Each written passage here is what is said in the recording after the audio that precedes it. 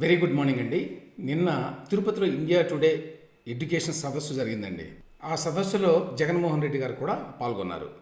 India టుడేలో senior journalist అయినటువంటి రాజ్దీప్ సర్దేశాయ్ గారు స్వయంగా వచ్చి మరి జగన్మోహన్ రెడ్డి గారితో స్టేజ్ మీద ఒక ఇంటరాక్షన్ కూడా జరిపారు. అన్ని పత్రికల్లో దీనికి సంబంధించిన వార్తలు వచ్చినాయి. ఇందులో రెండు ఉన్నాయండి ప్రధానమైన అంశాలు.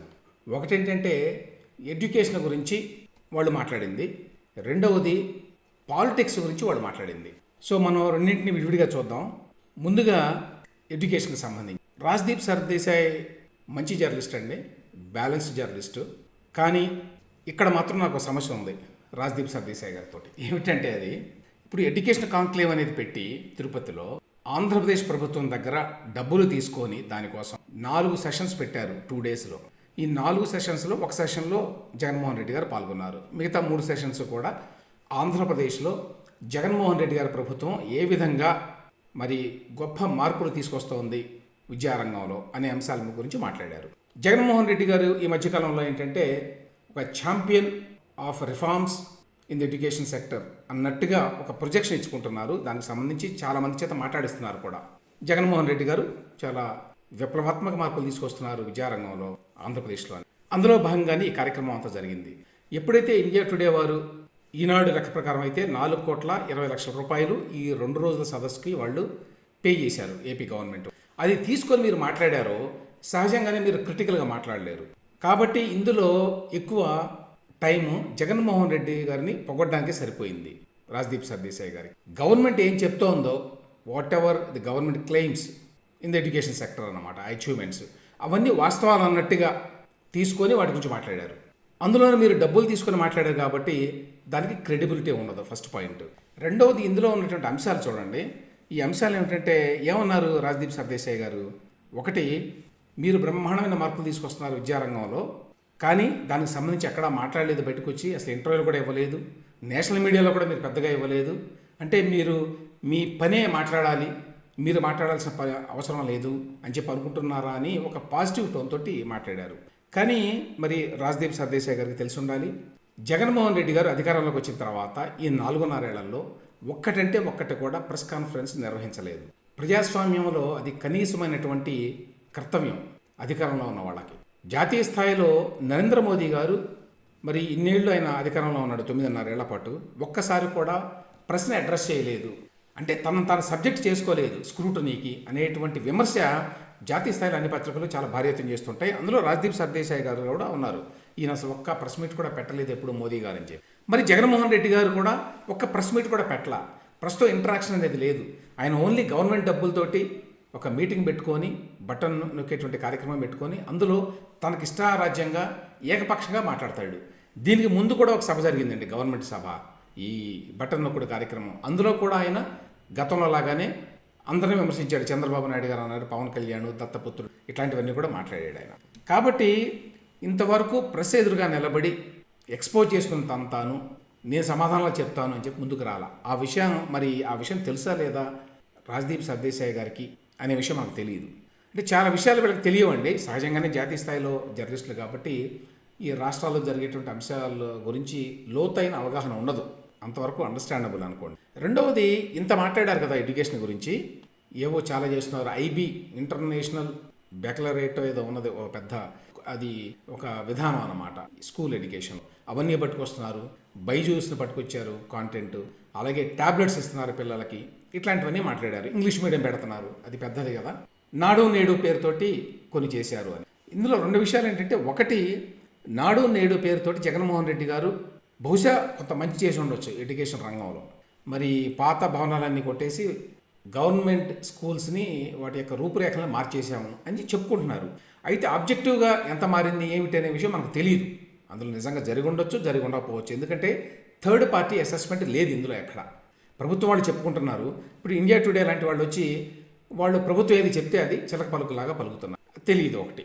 రెండవది, ఒక్కటి తీసుకోండి మీరు, ఆంధ్రప్రదేశ్లో ఎడ్యుకేషన్ ఎట్లా ఉంది అని అర్థం చేసుకోవడానికి.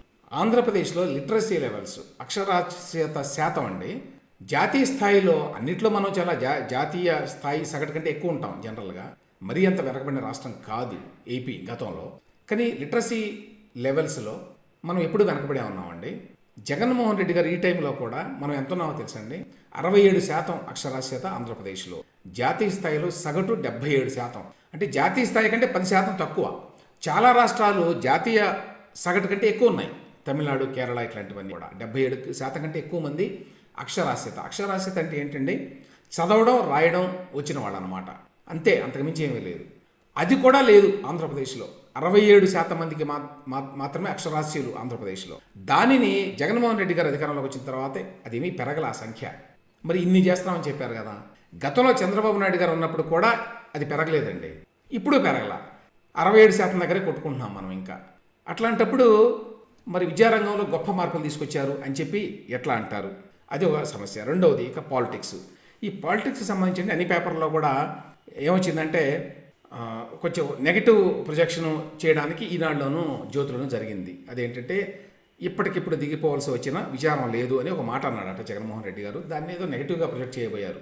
నా ఉద్దేశంలో నేను చూసిన దాని ప్రకారం అయితే పాలిటిక్స్కి సంబంధించి జగన్మోహన్ రెడ్డి గారు కొంచెం రీజనబుల్గా బ్యాలెన్స్డ్గానే మాట్లాడాడండి. ఆయన మాట్లాడే మాటలన్నీ కూడా. ఇప్పుడు కేంద్రంలో బీజేపీకి మేము అంశాల వారీగా మద్దతు ఇస్తున్నాం అన్నాడు. గతంలో అదే మాట చెప్పాడు, ఇప్పుడు అదే మాట చెప్పాడు. మీకు ఎవరు ప్రత్యర్థులు రాష్ట్రంలో? బీజేపీ, కాంగ్రెస్ లేక తెలుగుదేశం అంటే బీజేపీ, కాంగ్రెస్కి మా రాష్ట్రంలో పెద్దగా ఏమీ మద్దతు లేదు.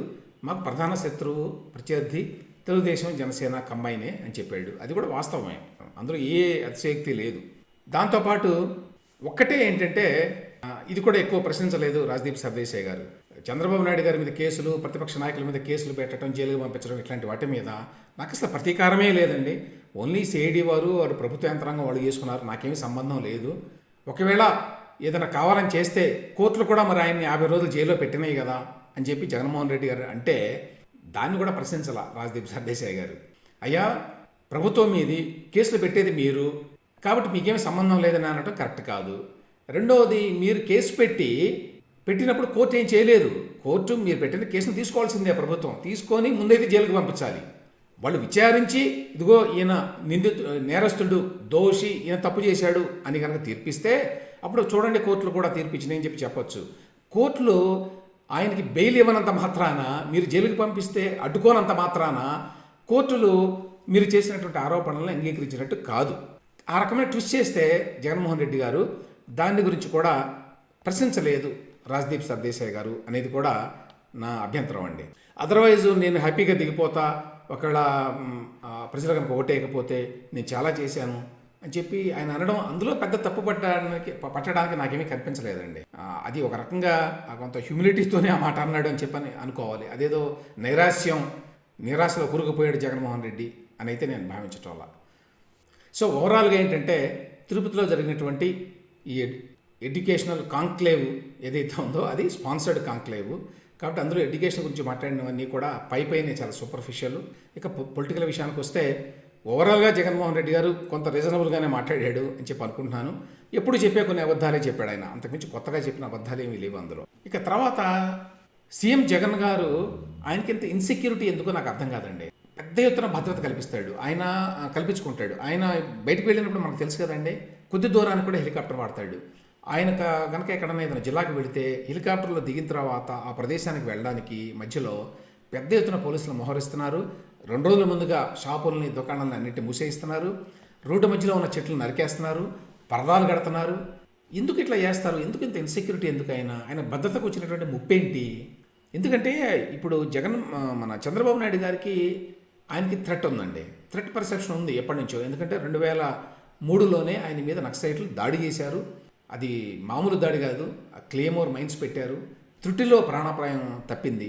అందువల్ల అది కేంద్ర ప్రభుత్వం దాని మీద కేంద్ర స్థాయిలో జరిగింది. అప్పుడు అసెస్మెంట్ చేసి ఈయనకి చాలా థ్రెట్ ఉందని చెప్పి ఆయనకి ప్రొటెక్షన్ ఇచ్చారు, భారీ ఎత్తున ఎన్ఎస్జీ ప్రొటెక్షన్. కానీ సీఎం జగన్ గారికి ఏంటి? ఆయన నిన్నగాక మన పాలిటిక్స్లోకి వచ్చాడు. ఆయన మీద నక్సలైట్లు ఎవరు ప్రతీకారం తీర్చుకుంటామని చెప్పలేదు. అలాగే ఆంధ్రప్రదేశ్లో ఆ రకమైన పరిస్థితి లేదు. ఆంధ్రప్రదేశ్లో ఆందోళనలు జరుగుతాయి కానీ, నిరసనలు జరుగుతాయి కానీ సీఎం గారి మరి ప్రాణానికి ముప్పు తెచ్చే విధంగా వాళ్ళు ఏదో చేస్తారు అనేటువంటి పర్సెప్షన్ ఉందా ఏమన్నా? ఆ విషయం చెప్పలేదు ఎవరు ఇంతవరకు. కానీ ఈ మధ్యకాలంలో మొన్న ఒక చట్టం చేసుకున్నారు, ప్రత్యేక చట్టం. ఆ చట్టం ఏంటి? ఎస్ఎస్జి అండి. ఎస్ఎస్జి అని చెప్పి స్పెషల్ సెక్యూరిటీ గ్రూప్ అని చెప్పి ఒకటి క్రియేట్ చేస్తూ, ఆల్రెడీ బోర్డర్ సెక్యూరిటీ ఉంది కదా, మనం చూస్తున్నాం కదా జగన్మోహన్ రెడ్డి గారికి. మళ్ళీ కొత్తగా చేశారు special security group, prime minister లెవెల్లోనండి. చేసి అది మామూలుగా లేదు. ఆ స్పెషల్ సెక్యూరిటీ గ్రూప్ని క్రియేట్ చేస్తూ ఇచ్చిన జీవో చూస్తే మీరు దాదాపు 430 మందికి ప్రత్యేకమైన ట్రైనింగ్ ఇచ్చి ప్రత్యేకమైన జీతాలు ఇచ్చి వాళ్ళకి పెట్టుకుంటున్నారు. వీళ్ళు కాకుండా మామూలు పోలీసులు ఉంటారండి, వందలాదిగా మామూలు పోలీసులు ఉంటారు. ఆయన ఎక్కడికి వెళ్ళినా వాళ్ళు కాకుండా ఓన్లీ 24/7 వాళ్ళ పని ఏంటంటే 430 మంది పని ఏమిటంటే మన జగన్మోహన్ రెడ్డి గారు, వారి భార్య, వారి పిల్లలు, వారి తల్లి, వీరికి ఈ 5గురికి కూడా వారు ఎక్కడున్నా కూడా అర్ధరాత్రి పగలు ఊళ్ళో ఉన్నా ఊరి బయట ఉన్నా, రాష్ట్రంలో ఉన్నా రాష్ట్రం వెలుపల ఉన్నా, దేశంలో ఉన్నా దేశం వెలుపల ఉన్నా, విదేశాల్లో ఉన్నా కూడా వారికి రక్షణ కల్పించాలట. వీళ్ళందరూ అక్కడికి వెళ్ళాలి. ఇప్పుడు జగన్మోహన్ రెడ్డి గారి పిల్లలు విదేశాల్లో చదువుతున్నారు, లండన్లో అనుకుంటాను. వారికి ఈ స్పెషల్ సెక్యూరిటీ గ్రూప్ వాళ్ళు ఇక్కడి నుంచి వెళ్తారనమాట, వెళ్ళి అక్కడ ఉంటారు. భారతదేశంలో మరే ముఖ్యమంత్రికి ఈ రకమైనటువంటి సెక్యూరిటీ లేదండి ఇంత భారీ ఎత్తున. ఇది ఎంతో కాలంగా సీఎంలుగా ఉన్నటువంటి నవీన్ పట్నాయక్ గారు ఇట్లాంటి వాళ్ళకు కూడా లేదు. మరి నిన్నగాక మొన్న సీఎం అయినటువంటి జగన్మోహన్ రెడ్డి గారు ఎందుకు ఇంత భారీ ఎత్తున పెట్టుకున్నాడు? ఇది ఇన్సెక్యూరిటీయా, అభద్రతా భావమా, లేకపోతే ఆయనకి నిజంగానే ఏదైనా సెక్యూరిటీ థ్రెట్ ఉన్నదా, లేకపోతే తాను ఎలివేట్ చేసుకోవడానికి నేను చాలా గొప్పవాడిని మిగతా వాళ్ళందరికంటే, ప్రధానమంత్రి నరేంద్ర మోడీ స్థాయి నాది, ఆయనకి ఎంత భద్రత ఉంటుందో అదే స్థాయిలో భద్రత నాకు కావాలి అనేటువంటి ఆ కాంప్లెక్స్ తోటి, ఆ భావనతోటి చేస్తున్నాడా? నార్సిస్టిక్ వ్యవహారమా ఇది? అంటే నేను చాలా గొప్పవాడిని అనేటువంటి భావనతోటి చేస్తున్నాడా అనేది తెలియదండి. కాబట్టి రేపటి నుంచి జగన్మోహన్ రెడ్డి గారి ఫ్యామిలీలో ఎవరైనా సరే విదేశాలకు వెళ్ళినా కూడా వెళ్ళి చేయాలట. ఈ మొత్తం దీనికోసం అని చెప్పి మళ్ళీ 4-5 సంస్థలు ఏర్పాటు చేశారండి వీళ్ళకి ట్రైనింగ్ ఇవ్వడానికి. ఒకటి ఇట్లాంటివన్నీ ఆ జీవోలో ఉన్నాయి.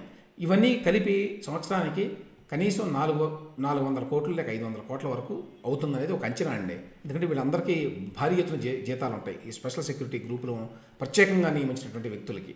ఇంత ఎందుకు పెట్టుకున్నారు అనేది మనకు అర్థం కాదు. తర్వాత వాళ్ళకి లీగల్ ఇమ్యూనిటీ కూడా ఇచ్చారండి ఆ వ్యక్తులకి. ఆయన దగ్గర పనిచేసేటువంటి ఆ 430 మంది అట ఎవరినైనా కాల్ చేయొచ్చు, ఏమైనా చేయొచ్చు, వాళ్ళని ప్రాసిక్యూట్ చేయడానికి కూడా వీల్లేదండి. చాలా కీలకమైనటువంటి పాయింట్ ఇది. మరి ఆ రకంగా చట్టం ఒప్పుకోదని చాలామంది అంటున్నారు, కానీ వీళ్ళు పెట్టుకున్నారు లీగల్ ఇమ్యూనిటీ అని చెప్పి ఆ జీవోలో ఉన్నదండి. అంటే జగన్మోహన్ రెడ్డి గారి దగ్గరికి ఎవరైనా వెళ్తున్నారని చెప్పి ఎవరైనా కాల్ చేశారనుకోండి, దాని మీద మీరు ప్రాసిక్యూట్ చేయడానికి వీల్లేదు, వాళ్ళని శిక్షించడానికి వీల్లేదు, వాళ్ళని విచారణ చేయడానికి వీల్లేదు, దర్యాప్తు చేయడానికి వీల్లేదు. ఇది ఎంత ప్రమాదకరమో ఆలోచించండి. రేపు ఎవరినైనా సరే ఆ విధంగా జగన్మోహన్ రెడ్డి గారి దగ్గర ఉన్నటువంటి ఈ స్పెషల్ సెక్యూరిటీ గ్రూప్ వాళ్ళు ఏవైనా చేస్తే ఆ వ్యక్తులు అవతల ప్రతిపక్షం కావచ్చు, రాజకీయ ప్రత్యర్థులు కావచ్చు, ఎవరైనా కావచ్చు, ఎవరినైనా కూడా ఎలిమినేట్ చేయడానికి తద్వారా అవకాశం ఉన్నదా? ఇది చాలా ప్రమాదకరం కాదా? మరి దీని మీద పెద్ద చర్చ ఏమీ జరగలేదు, ఎందుకంటే ప్రతిపక్షాలు కూడా ఎన్నికల హడావుల్లో బిజీగా ఉన్నాయి కాబట్టి ఆయన చక్కగా జీవో పాస్ చేసుకున్నారు, ఏర్పాటు చేశారు కూడా. దానికి సంబంధించి గెజెట్ నోటిఫికేషను డిసెంబర్ 23 ఇచ్చారటండి. నెక్స్ట్ జనసేన పార్టీకి మళ్ళీ గ్లాస్ గుర్తు వచ్చిందండి ఎన్నికల సింబల్గా. అది ఆ పార్టీకి గుడ్ న్యూస్, ఎందుకంటే అలవాటైనటువంటి గుర్తు అది. ఆ పార్టీకి ఏంటంటే అది గుర్తింపు లేదు ఆ పార్టీకి ఇంకా, ఎందుకంటే తగినంత ఓటింగ్ పర్సంటేజ్ రాలేదండి. అందువల్ల ఎన్నికల కమిషన్ వారి లెక్క ప్రకారం ఆ పార్టీ ఇంకా కూడా రికగ్నైజ్డ్ పార్టీ కాదు, అది రిజిస్టర్డ్ పార్టీ. అందువల్ల ఆటోమేటిక్గా వాళ్ళకి ఒక సింబల్ ఇవ్వరన్నమాట అటువంటి పార్టీలకి. ఆ రకంగా ఎక్కువ శాతం ఓటు రాలేదు కాబట్టి తెలంగాణ ఎన్నికల్లో కూడా వాళ్ళకి ఆ గ్లాస్ గుర్తు వచ్చేటువంటి అవకాశం లేదు అనేటువంటి ఒక భయం ఉండింది. అయితే ఇప్పుడు వీళ్ళు అప్లై చేసుకుంటే ఎలక్షన్ కమిషన్ వాళ్ళు మళ్ళీ ఆ గ్లాస్ గుర్తు ఇచ్చారు జనసేనకి. తద్వారా జనసేనకి ఎన్నికల్లో అది ఒక ఈజీ అవుతుంది, ఎన్నికల్లో పోటీ చేయటం వాళ్ళ అభ్యర్థులకు కూడా. ఇదే సమయంలో ఈ సీట్ల సర్దుబాటు వ్యవహారం అనేది ఏం జరుగుతుందో బయటికి తెలియదండి ఇప్పటివరకు జనసేన టీడీపీ మధ్య. కానీ సాక్షిలో మాత్రం ప్రతిరోజు ఒక వార్త వస్తుంది. తర్వాత రకరకాల ఫేక్ న్యూస్ బయటకు వస్తున్నాయి. అదేమిటంటే 60 సీట్లు 70 సీట్లు జనసేన అడుగుతోంది, డిమాండ్ చేస్తోంది, ఇట్లాంటివన్నీ. ఇక్కడ ప్రయత్నం ఏంటంటే తెలుగుదేశం జనసేన మధ్య చిచ్చు పెట్టాలి అనేది సహజంగానే వైసీపీ ప్రయత్నం. అందులో భాగంగా వాళ్ళ మీడియాలో ఈ వార్తలు వేసుకుంటారు. అదేంటంటే జనసేన 60 సీట్లు అడిగితే తెలుగుదేశం పార్టీ ఇవ్వడం లేదు, పవన్ కళ్యాణ్ తన పార్టీని అమ్మేసుకుంటున్నాడు, ఆయన డిమాండ్ చేయడం లేదు 60 సీట్లు కావాలి 70 సీట్లు కావాలి అని వీళ్ళు చెప్తారు. 68 సీట్ల జాబితాతోటి పవన్ ప్రతిపాదించారట అని రాస్తారు సాక్షి వాళ్ళు. చివరికి 45కు తక్కువ కాకుండా కేటాయించాలని వినతి అట. కానీ ఇవన్నీ ఏమి కూడా ఎంత వాస్తవాలో మనం చెప్పలేమండి, ఇంతవరకు ఏమీ జరగలేదు. కానీ వీళ్ళు ఏంటంటే గొడవలు జరుగుతున్నాయి అనేటువంటిది ప్రతిరోజు కూడా ఒక వార్త రాస్తుంటారు. తర్వాత చాలామంది వైసీపీలో టికెట్లు ఇవ్వని వాళ్ళు జగన్మోహన్ రెడ్డి గారు, అలాగే ఇతరత్ర అసంతృప్తితో ఉన్నవాళ్ళు చాలామంది ఉన్నారు. వాళ్ళందరూ మరి పెద్ద ఎత్తున టీడీపీకో మరో పార్టీకి వెళ్ళాలి కదా, అంత పెద్దగా ఇంకా వెళ్ళడం లేదేంటి అనేటువంటి అనుమానం ఉంది చాలామంది. కొద్దిమంది వెళ్తున్నారు అనుకోండి. లేటెస్ట్ మన బయటకు వచ్చారు కదా కృష్ణదేవరాయలు, నరసరావుపేట ఎంపీ. కాకపోతే ఎందువల్ల అట్లా జరుగుతోంది అనే దాని మీద ఆంధ్రజ్యోతిలో ఒక కథనం వచ్చింది. అదేంటంటే టీడీపీలోకి భారీ వలసలు అంటున్నారు వీళ్ళు, కానీ వెంటనే ఎందుకు వెళ్ళడం లేదంటే ఇప్పుడు కనుక ఎమ్మెల్యేలు కానీ ఎవరైనా కానీ అందులోకి వెళితే వేరే పార్టీలోకి, టీడీపీ కావచ్చు జనసేన, వాళ్ళని వెంటనే డిస్క్వాలిఫై చేయడానికి ప్రయత్నిస్తోంది వైసీపీ. వాళ్ళ స్పీకరే కాబట్టి పెద్ద కష్టం కాదు కదా. డిస్క్వాలిఫై చేస్తే ఏంటి నష్టం? ఇప్పుడు ఈ టైంలో ఇంకా 2 నెలలే కదా ఉంది కాలపరిమితి. అంటే రాజ్యసభ ఎన్నికలు జరగబోతున్నాయి ఫిబ్రవరిలో. ఈ రాజ్యసభ ఎన్నికల్లో 3 సీట్లు ఖాళీ అవుతున్నాయి. ఈ 3 సీట్లు కూడా వైసీపీకి వచ్చే అవకాశం ఉంది వాళ్ళటువంటి ఎమ్మెల్యేల సంఖ్యను బట్టి. అయితే ఇప్పుడు కనుక కొంతమంది ఇందులో 15 మందో 20 మందో 25 మందో వెళ్ళిపోయారనుకోండి ఈ పార్టీలో నుంచి, వేరే పార్టీలో చేరారనుకోండి, లేకపోతే వేరే పార్టీకి ఓటేశారనుకోండి, వీళ్ళకి 3వ క్యాండిడేట్కి దెబ్బ. సో దాన్ని నిలువరించడానికి, నివారించడానికి వీళ్ళు రెడీగా ఉన్నారు డిస్క్వాలిఫై పిటిషన్లు వేయడానికి. పిటిషన్ వేసిన మరునాడే కావాలంటే తమ్మినేని సీతారాం గారు, స్పీకర్ గారు డిస్క్వాలిఫై చేస్తారు. అప్పుడు ఓటు వేయడానికి ఉండదు. అందువల్లనే ఈ ఎమ్మెల్యేలు ఎక్కువ మంది వేరే పార్టీలో ఇంకా చేరడం లేదు. అలాగే తెలుగుదేశం పార్టీ కూడా వెంటనే తీసుకోవడం లేదు వీళ్ళందరినీ ఈ కారణం చేత అనేది ఈ కథనం అండి. ఇక్కడ దీనికి సంబంధించి మరొకటి ఉంది. మనం చెప్పుకున్నాం, గంటా శ్రీనివాసరావు గారు ఎప్పుడో 3 ఏళ్ల నాడు విశాఖ స్టీల్ ప్లాంట్ ఇష్యూకి సంబంధించి రాజీనామా లేఖను పంపిస్తే స్పీకర్కి, అది 3 ఏళ్ల తర్వాత మొన్న ఆమోదించారు. ఇదే కారణం, నేను చెప్పిన కారణం, ఓటు వేయకుండా ఉండటానికి, ఆయన ఓటు చెల్లకుండా ఉండటానికి. అయితే ఇక్కడ ఇప్పుడు తెలిసింది ఏమిటంటే గంటా శ్రీనివాసరావు గారితో పాటు కరణం ధర్మశ్రీ గారు కూడా మరొక ఎమ్మెల్యే, ఆయన కూడా ఉత్తరాంధ్ర ఎమ్మెల్యే, ఆయన కూడా రాజీనామా చేశాడండి. కానీ ఆయన రాజీనామాను మాత్రం స్పీకర్ తమ్మినేని సీతారాం గారు ఆమోదించాల. చూడండి తేడా. ఎందుకంటే ఆయన ఇంకా వైసీపీలోనే ఉన్నాడు కదా, ఆయన ఓటు రేపు కావాలి కదా. సో ఆ విధంగా స్పీకర్లు ఇట్లా ఇష్టారాజ్యంగా వ్యవహరిస్తున్నారండి దేశంలో. ఈ స్పీకర్ వ్యవస్థ అనేది మనకి బ్రిటిష్ పార్లమెంటరీ విధానం నుంచి వచ్చింది. అక్కడ వాస్తవానికి ఏంటంటే సాంప్రదాయం ఏంటంటే బ్రిటన్లో ఎవరైతే స్పీకర్గా ఎన్నికవుతారో వాళ్ళు వెంటనే వాళ్ళు ఉన్నటువంటి పార్టీకి రాజీనామా చేస్తారండి. తద్వారా మేము న్యూట్రల్గా, తటస్థంగా వ్యవహరిస్తాము, పక్షపాతం లేకుండా వ్యవహరిస్తాము అనేటువంటి మెసేజ్ ఇవ్వడానికి. మనం అదే పార్లమెంటరీ సిస్టమ్ని తీసుకున్నాం మన దేశంలో. కానీ మన దగ్గర స్పీకరు అధికార పార్టీ వ్యక్తి అయి ఉంటాడు. ఆ అధికార పార్టీ వ్యక్తులు కూడా ఒకప్పుడు ఒక స్థాయి, ఒక హోదా, ఒక ఇంటలెక్చువల్ ఎబిలిటీసు, తర్వాత ఆ పరిణితి ఉన్నటువంటి వ్యక్తుల్ని ఎంపిక చేసేవాళ్ళు. ఇప్పుడు అటువంటి పరిస్థితి లేదు. ఇప్పుడు స్పీకర్ పదవి ఏంటంటే నీకు మంత్రి పదవి ఇవ్వడానికి అవకాశం లేదు కాబట్టి స్పీకర్గా తీసుకో అని చెప్పి ఇస్తున్నారు. యాక్చువల్గా స్పీకర్ ప్రోటోకాల్ విషయంలో బహుశా 3వ స్థానం అనుకుంటానండి. గవర్నర్ గారు, ముఖ్యమంత్రి గారు, తర్వాత స్పీకర్ గారే. ఆ రకంగా ప్రోటోకాల్ పరంగా ఉంది కానీ మర్యాదలు అధికార పరంగా ఉండవు కదా డబ్బులు సంపాదించుకోవడానికి. కాబట్టి చాలామంది స్పీకర్ పదవిని ఇష్టపడరు అంత పెద్ద హోదా ఉన్నా కూడా. ఇంకొకటి ఏంటంటే వీళ్ళు పార్టీ వ్యక్తులుగానే వ్యవహరిస్తూ వస్తున్నారు. ఇప్పుడు మీరు తమ్మినేని సీతారాం గారిని చూడండి, అసెంబ్లీలో ఎట్లా వ్యవహరించారు, ఎంత ఘోరంగా స్పీకర్ పదవికి అప్రతిష్ట తీసుకొచ్చాడు తమ్మినేని సీతారాం. ఆ వ్యవహారాన్ని మార్చాల్సిన అవసరం ఉందండి దేశంలో. అది మరి రాజ్యాంగంలోనో చట్టపరంగానో మార్పులు తీసుకొచ్చి స్పీకర్గా ఎన్నికైన వ్యక్తి వెంటనే తను ఏ రాజకీయ పార్టీలో అంతకుముందు ఉన్నాడో ఆ రాజకీయ పార్టీకి ఆయన మరి రాజీనామా చేయాలి. అంటే అప్పుడు సీనియర్లు మాత్రమే ఉంటారు. ఎందుకంటే మాకు రాజకీయంగా నాకు ముందు ఇంకా ఆలోచనలు లేవు, నేను విరమించుకుంటా, ఆ తర్వాత రాజకీయాల నుంచి స్వస్తి పలుకుతాను అని అనుకునేటువంటి స్థితిలో ఉన్నటువంటి వ్యక్తులు మాత్రమే మీరు స్పీకర్గా ఎంపిక చేస్తే వాళ్ళు తటస్థులుగా, పక్షపాతం లేకుండా వ్యవహరిస్తారు. తర్వాత చంద్రబాబు నాయుడు గారి ఈ బెయిల్ మీద అప్పీల్కి వెళ్ళింది కదండి. స్కిల్ డెవలప్మెంట్ కేసులో ఆంధ్రప్రదేశ్ హైకోర్టు బెయిల్ ఇచ్చింది. దాని మీద వెంటనే జగన్మోహన్ రెడ్డి గారు అప్పీల్కి వెళ్ళారు. ప్రభుత్వమే ధర్మే కదా, చక్కగా దాన్ని పెట్టి మళ్ళీ ఆయన జైలుకి పంపించాలని. అది స్కిల్ డెవలప్మెంట్ కేసులో. ఇప్పుడు తాజాగా ఇన్నర్ రింగ్ రోడ్డు కేసులో కూడా ఆయనకు బెయిల్ వచ్చింది కదా ఏపీ హైకోర్టులో. దాని మీద కూడా వెళ్ళారటండి. జనవరి 10వ తేదీన వచ్చింది అది, ఆ తీర్పు బెయిల్ ఇస్తూ మల్లికార్జునరావు గారు జస్టిస్ వారు ఇచ్చారు అది. దాని మీద ఇప్పుడు మళ్ళీ వాళ్ళు అప్పీల్కి వెళ్ళారట. ఎస్ఎల్పి అంటారు, స్పెషల్ లీవ్ పిటిషన్ వేశారట సుప్రీంకోర్టులో. ఇది పెద్ద కుంభకోణం జరిగింది, ఇది ఇంకా చాలా ఇన్వెస్టిగేషన్ చేయాలి దీని మీద, అందువల్ల ఇంక బెయిల్ రద్దు చేసి మళ్ళీ జైల్లో పెట్టాలి చంద్రబాబు నాయుడు గారిని అని కోరారట ఈ స్పెషల్ లీవ్ పిటిషన్లో సుప్రీంకోర్టులో. ఆల్రెడీ స్కిల్ డెవలప్మెంట్ కేసులో కూడా అప్పీల్ ఉన్నదండి.